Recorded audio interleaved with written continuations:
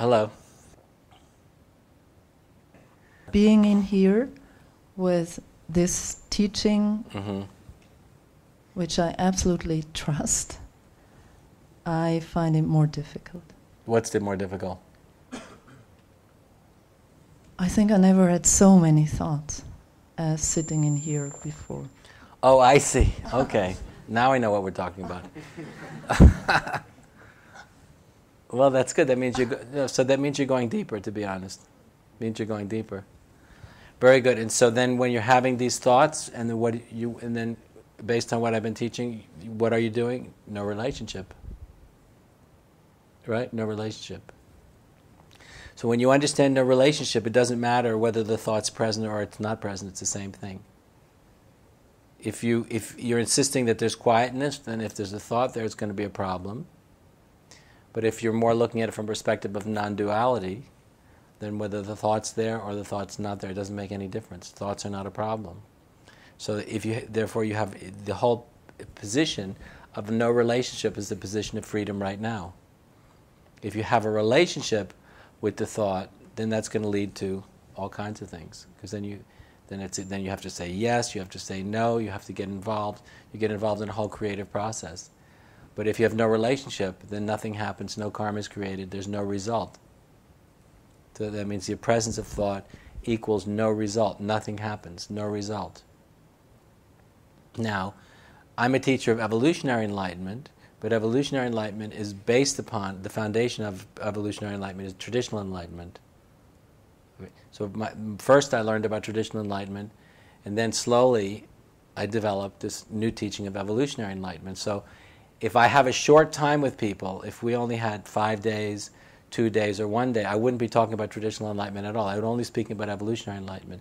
But now we have 14 days, so now I'm going to start at the beginning and teach everybody. All I can do is give an introduction to a big topic, which is the traditional enlightenment.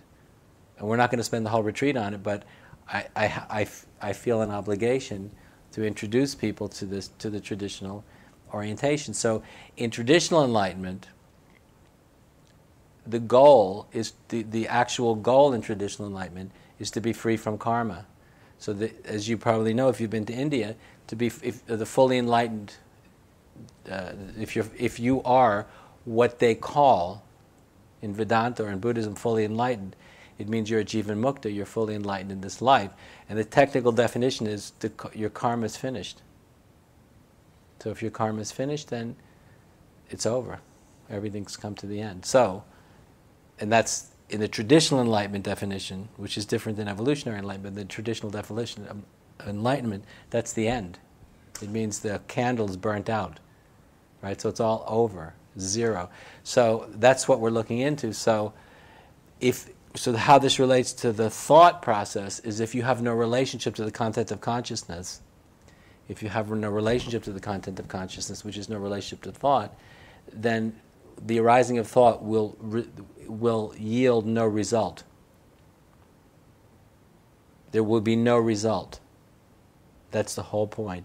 In the traditional enlightenment model, which we're exploring now, there's no karmic result. And so that's the whole point. And nobody here has to wait to discover the truth of that, because you realize, oh, all this is happening, and if I have no relationship to it, there's no result.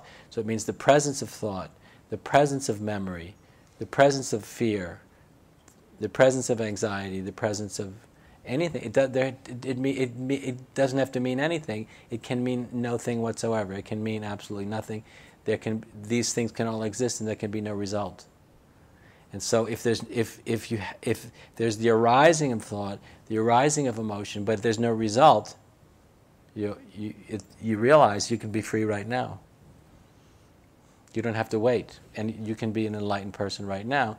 If you can hold this position of no relationship, then there can be no result. And that's how we do it in this kind of formal meditation context. And then, as I was explaining in the first question, then if you can do it here, because it's very safe here, because nobody's speaking, there's no engagement, you're just sitting, we're just all meditating together. So if you can understand how to cause no karmic result, how you have the power and the means through your own intention to cause no karmic result in here, then you can put it into practice outside of the safe position, because this is a very safe position here, because you're not talking to anybody, you're not engaging with anybody, you're just you in your own mind. But then, as I was saying when I was speaking to him, you find out how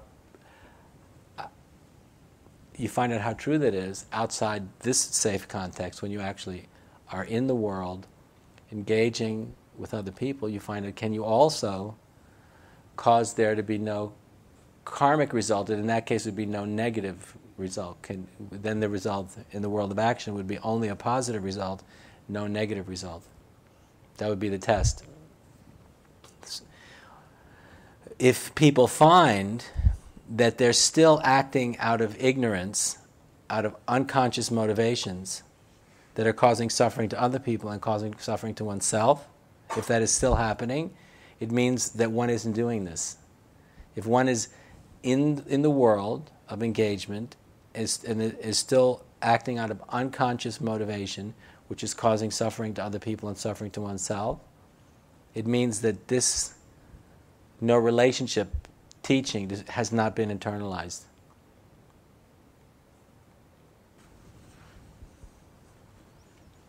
So that's why this is what we're doing, everybody, is very important, because if you first you want to learn how just being very still, it's just you by yourself, it's very safe. If you can disengage from your own thought process, you find if you can do it. Can you disengage from your own thought process? Can you cultivate some objectivity in a relationship to your own thought process? Can you do it?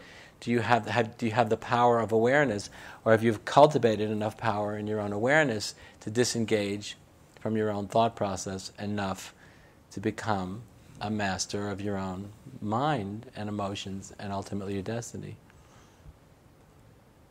So this is like a training ground for life. It's training for life. So that's why learning how to assume no relationship, assume the position of no relationship here, and learning how to assume the position of no relationship, take the position of no relationship, and take the position of no relationship, and take the position of no relationship, will teach you, it will train you, right, how you can be aware of what you're doing when you're not in such a safe, this is very safe. When you get up and go out of this room, and if you start talking to people, it's not safe anymore. Because the minute you do this, there's no protection. That means you have to act. Right? Someone says, hello, how are you? What are you going to do then? So then it's not safe, because you need to respond. Right? Here you're very protected, where everybody's in silence, so you don't have to respond. So you can just do this practice. You can see how it works. But if we start talking, and someone says, how are you? Or whatever they say, you're in trouble. Because then you have to react, you have to respond, and then in your response, it'll be revealed how free, how conscious, how liberated, how aware you are or not. You follow? So we're just starting at the very begin. This is just at the very beginning of we're just starting the very beginning of the teaching. This is a very small part of a very big teaching, but this is an essential foundation or building block of the teaching, and I can't tell you how important it is. It's so absolutely important. It's more. I can't overemphasize how important it is.